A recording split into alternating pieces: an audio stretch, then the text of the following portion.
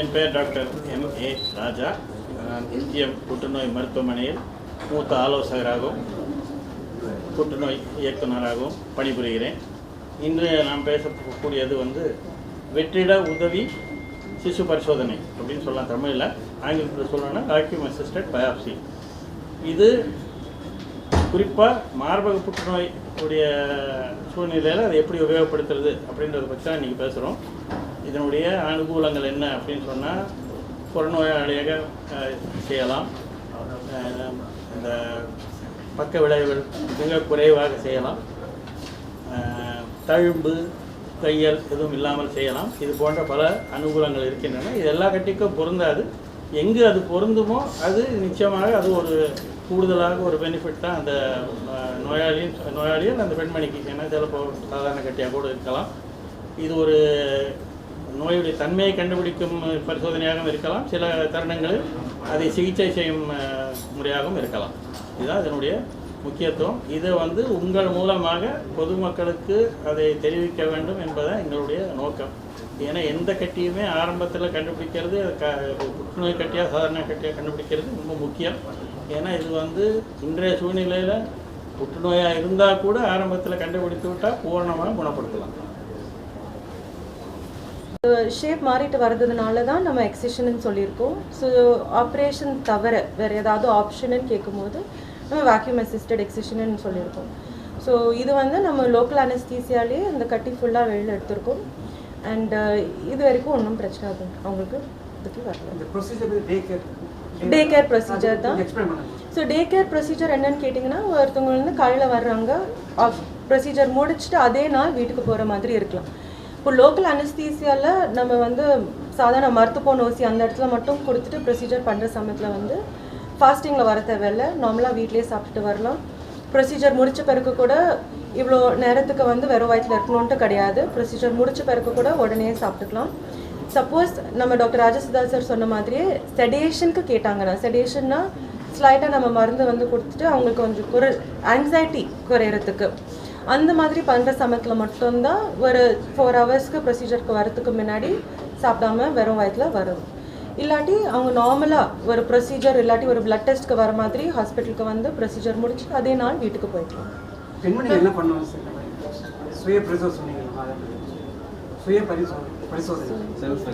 Self exam. So அது நான் ஒருத்தவங்க மெசேஜ். ஸோ யூஸ்வலாக அந்த செல்ஃப் பிரஸ்ட் எக்ஸாமினேஷன் சொல்கிறது 18 வயசுலேருந்தே நம்ம எல்லாருக்கும் பண்ண சொல்லுவோம். யூஸ்வலாக அந்த மென்ஸ்ட்ரல் பீரியட் முடித்த உடனே அந்த 5ஆவது நாள் இல்லாட்டி 10ஆவது நாளுக்குள்ளே பீரியட் முடித்த பிறகு, அந்த மென்ஸ்ட்ரல் சைக்கிள் முடித்த பிறகு யூஸ்வலாக வீட்லேயே தானாகவே செக் பண்ணுற மாதிரி செல்ஃப் பிரஸ்ட் எக்ஸாமினேஷன். அது யூஸ்வலாக ஃபர்ஸ்ட் ஃபியூ இயர்ஸ் பண்ணுற சமயத்தில் ஒருத்தவங்களுக்கு என்ன நார்மல்னு தெரிஞ்சுக்கணும். அப்போ தான் ஏதாவது அப்நார்மல் டிஷ்யூ வந்தால் சீக்கிரமாகவே அவங்க டெஸ்டிங்க்கு கன்சல்டேஷன் பண்ணிக்கலாம்.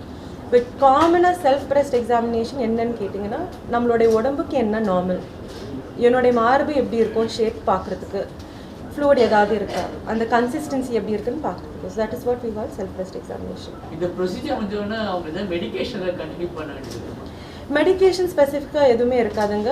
யூஸ்வலாக காமனாக நம்ம ஜஸ்ட் குரோசின் மாத்திரை மட்டும் பெயின் கில்லர்ஸ்க்கு, சப்போஸ் வலி இந்த ப்ரொசீஜர் முடித்த பிறகு அந்த லோக்கல் அனஸ்தீசியா எஃபெக்ட் வெளியிலேருந்து வந்த பிறகு நார்மல் மெடிக்கேஷன்ஸ் டோலோ 650 இல்லாட்டி ஏதாவது ஒரு குரோசின் மெடிக்கேஷன் பெயின் கில்லர்ஸ் தேவைப்பட்டுச்சுன்னா எடுத்துக்கலாம். நிறைய பேர் அடுத்த நாள்லேயே ஒரே ஒரு மாத்திரை எடுத்த பிறகு எனக்கு வலி எதுவுமே இல்லைன்னு சொல்லுவாங்க. ஸோ பெருசாக எதுவுமே மெடிசன்ஸ் இருக்காது. சர்ஜரியோட பேக் கேட்டிங்கன்னா ஜென்ரல் அனஸ்தீசியா ஃபஸ்ட் தேவைப்படாது. ஸோ அது ரொம்ப முக்கியமான விஷயம். ரெண்டாவது தையல் போடுற மாதிரி எதுவுமே இருக்காது, ஸ்காரிங் இருக்காது. ஸோ அந்த ஹீலிங் பீரியட்னு பார்த்தீங்கன்னா, ஒரு ஃபார்முலா சர்ஜரி பண்ணி தையல் போடுற சமயத்தில் ஒரு 2 வீக்ஸ் இல்லாட்டி 3 வீக்ஸ் கேப் கொடுத்து அந்த புண்ணு எல்லாமே ஆறிட்டு வந்த பிறகு தான் நார்மல் ஆக்டிவிட்டீஸ் ரெஸ்யூம் பண்ணலாம். இப்போ இந்த மாதிரி ப்ரொசீஜர் பண்ணுற சமயத்தில் தையல் போடாமல் இருக்கும்போது நார்மல் ஆக்டிவிட்டீஸ் அடுத்த நாளே ரெஸ்யூம் பண்ணிக்கலாம். அதுதான் பெனிஃபிட். நம்ம எத்தனை பேருக்கு பண்ணியிருக்கோம் இது வரைக்கும்? இங்கே நம்ம 10 பேருக்கு இது வரைக்கும் பண்ணியிருக்கோம் சக்ஸஸ்ஃபுல்லாக. கட்டி இது வரைக்கும் வராமல்.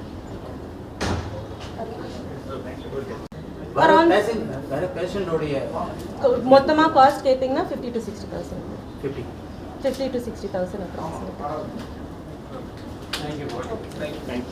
டாக்டர் ராஜா சாரும் ராஜசிதா சாரும் சொன்ன மாதிரியே இது வந்து வேக்யூம் அசிஸ்டட் எக்ஸிஷன் பயாப்சி ப்ரொசீஜரை பற்றி தான் இன்னைக்கு நம்ம டெமான்ஸ்ட்ரேட் பண்ண போகிறோம். சொன்ன மாதிரி இப்போ எல்லாருக்கும் வந்து மேக்ஸிமம் ஹைலைட் எங்கே பார்த்தாலும் எந்த நியூஸ் சேனல் பார்த்தாலும் மார்புடைய புற்றுநோயை பற்றி தான் மேக்ஸிமம் எல்லாரும் வந்து ஹைலைட் பண்ணி பேசிகிட்டு இருக்காங்க. புற்றுநோயோடைய அவேர்னஸ்னால் ஜாஸ்தியாக பேசிகிட்டு இருக்காங்க. இப்போ மார்பில் இருக்க கட்டிங்கள் வந்து பர்டிகுலர் லங் ஏஜை பார்க்கும்போது 70% பார்க்குற கட்டிங்கள் எல்லாமே சாதாரண கட்டிங்கள், கேன்சர் கட்டியாக இருக்காது. அண்ட் அந்த சாதா கட்டி வந்து 2 கேட்டகரியில் இருக்கும். சில பேருக்கு வந்து அந்த வளர ஸ்டேஜஸில் பியூபர்டல் ஸ்டேஜஸில் வந்து அந்த ஹார்மோனல் சேஞ்சஸ் வர சமயத்தில் சில அப்நார்மல் டிஷ்யூஸ் மார்பில் ஃபார்ம் ஆகலாம். அந்த அப்நார்மல் டிஷ்யூஸ் சாதாரண கொழுப்பு கட்டி மாதிரி வளர்ந்துட்டு வருதா, இல்லை ஃப்யூச்சரில் ஏதாவது தொந்தரவு கொடுக்க போதா, இந்த சமயத்துலேயே நம்ம எடுத்துக்கலாமான்னு பார்க்குறதுக்கு தான் இந்த மாதிரி ப்ரொசீஜர்ஸ் நம்ம பண்ணுறோம். அதே யங் ஏஜ் குரூப்பில் பார்க்கும்போது அன்மேரிட் உமன், யங் கேர்ள்ஸ்க்கு கொழுப்பு கட்டி பார்க்குறது தான் ஜாஸ்தி. அண்ட் சில பேருக்கு வந்து அந்த கொழுப்புட்டி வளர சமயத்தில் அதை கொஞ்சம் டிஸ்டார்ட் பண்ணலாம், வலினால சிம்டம்ஸ் ஜாஸ்தியாக இருக்கலாம்.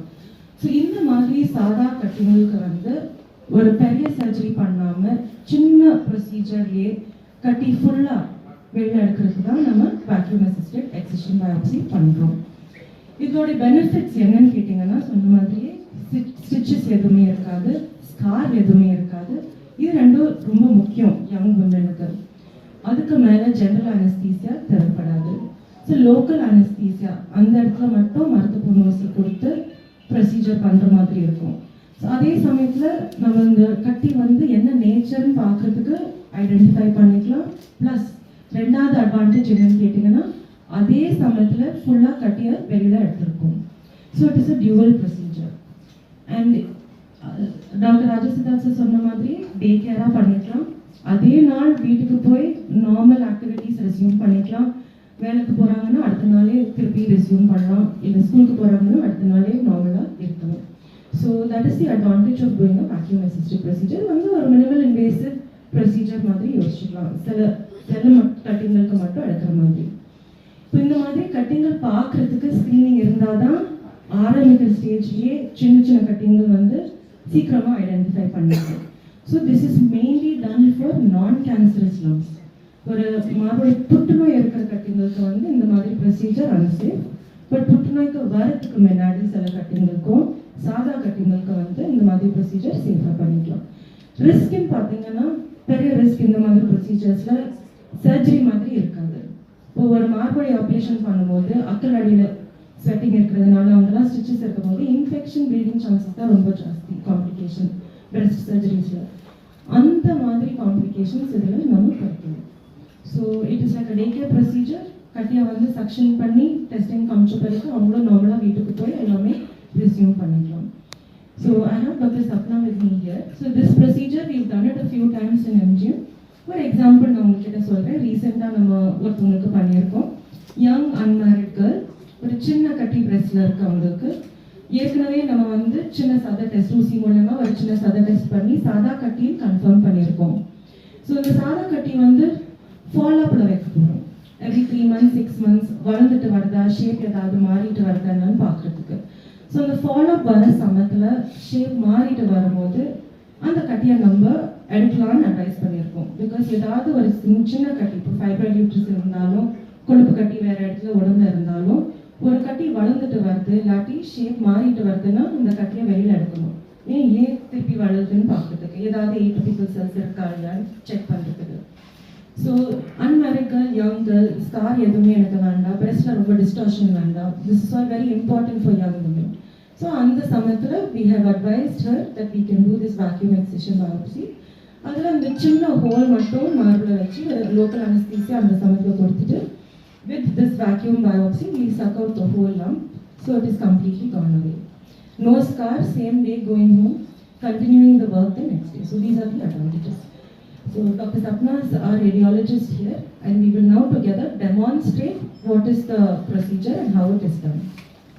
Dr. Siddharth sir and Dr. Kirti has explained all the details about why the procedure is done and எதுக்காக பண்ணுறோம், என்ன அதில் advantages, அதில் எந்த பேஷண்ட்ஸ்க்கு ஆக்சுவலாக பண்ணணுன்றது டீட்டெயிலாக சொல்லியிருக்காங்க.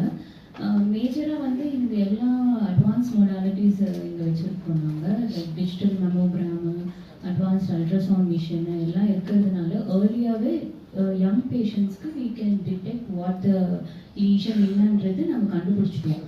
லீஷன் தெரிஞ்சதுக்கப்புறம் we have many ways எப்படி அது நம்ம பண்ணணுன்றது நிறைய விஷயம் இருக்குது. சிலருக்கு வந்து ஆக்சுவலாக பயாப்சி கோர் பயாப்சின்னு சொல்லுவோம், அது பண்ணால் போதும். பட் சில பேருக்கு வந்து என்னன்னாக்கா இந்த கோர் பயாப்சியில் கொஞ்சம் டிஷ்யூ வந்து சரியாக வரலன்னும் போது we will go for vacuum assisted biopsy.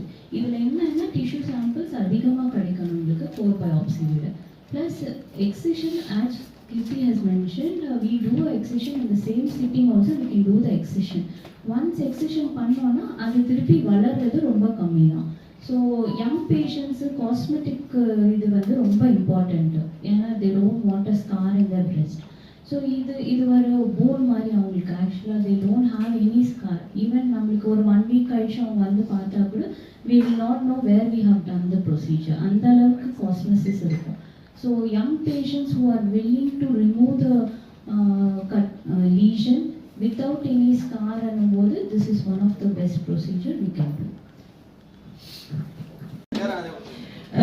இதோட சேர்த்து ஒரு நல்ல பயாப்சி நீடில் மாதிரி கூட வரும், அதுதான் இந்த சக்ஷன் மிஷின். அண்ட் சொன்ன மாதிரியே சின்ன சின்ன கட்டிங்களுக்கு வந்து எடுக்கிற சமயத்தில் முக்கியம் என்னன்னா ப்ரெசிஷன் தான். So it is always ton under image guidance. அப்போ தான் நம்ம வந்து கரெக்டான இடத்துல நீடில் போட்டிருக்கோமா, டிஷ்யூஸ் ஃபுல்லாக எடுத்துருக்கோமான்னு கன்ஃபார்ம் பண்ணுறதுக்கு. So it is always ton under ultrasound guidance.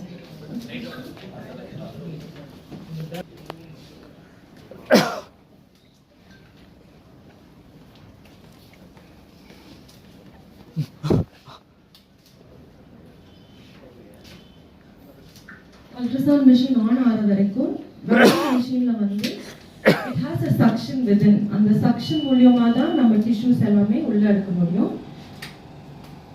And இந்த நீடில் தான், so this is the suction needle. இந்த நீடிலோட டிப்ல தான் we will have a small opening. அந்த ஓப்பனிங் மூலியமா தான் நம்ம இந்த டிஷ்யூஸ் வந்து ஃபுல்லா சக் பண்ணி பீஸ்மீலா வேலை கம்ப்ளீட்டா எடுக்கலாம்.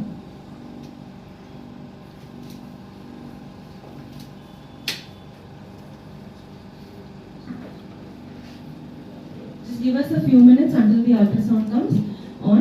Demonstration purposes-காக அந்த chicken breast-குள்ள நம்ம வந்து சின்ன சின்ன olives மாதிரி கட்டியா காமிக்கிறதுக்கு போட்டிருக்கோம். ஸோ டெமான்ஸ்ட்ரேஷன் பண்ற சமயத்தில் அந்த ஆலிவ் கட்டியா யோசிச்சு நம்ம எப்படி வெளியில எடுக்க போறோம்னு மட்டும் டெமான்ஸ்ட்ரேட் பண்ணி காமிப்போம்.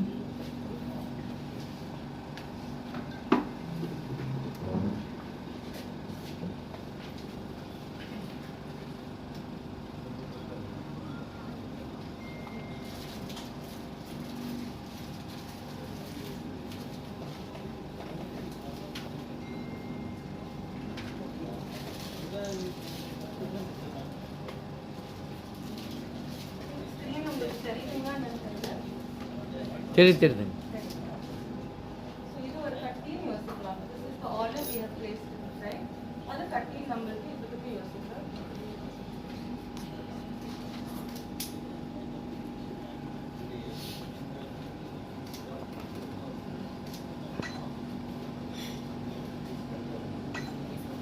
கொஞ்சம் டர்ன் பண்ணி மேடம் நீங்க ஆப்போசிட் பண்ணுங்க மேம் மெசேஜ் பண்ணுங்க நாம ஆப்போசிட் வந்துருங்க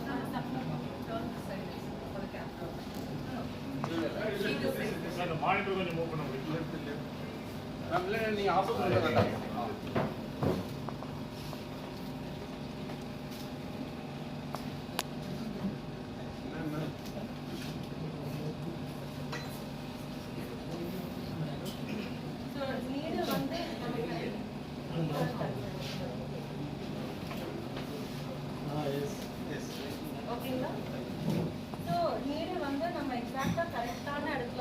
மைக் வச்சுங்க.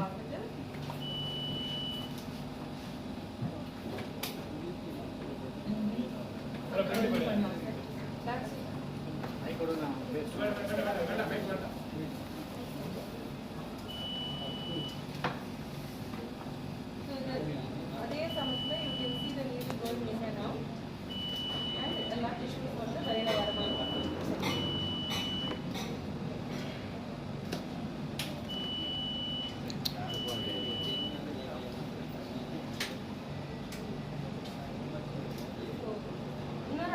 என்னன்னா இந்த டிஷ்யூஸை வந்து நம்ம கட் பண்ணி எடுக்கிற சமயத்தில் எந்த டிஷ்யூவில் ஒரு சின்ன நீர் உள்ள போட்டாலும் கொஞ்சம் ப்ளீடிங் வர வாய்ப்பு இருக்கலாம்.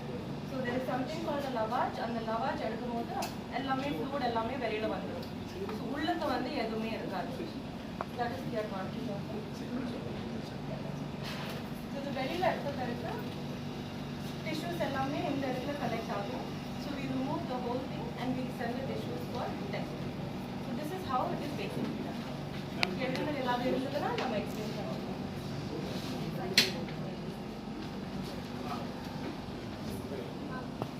டெமோ பண்ற மாதிரியே இருக்கும்.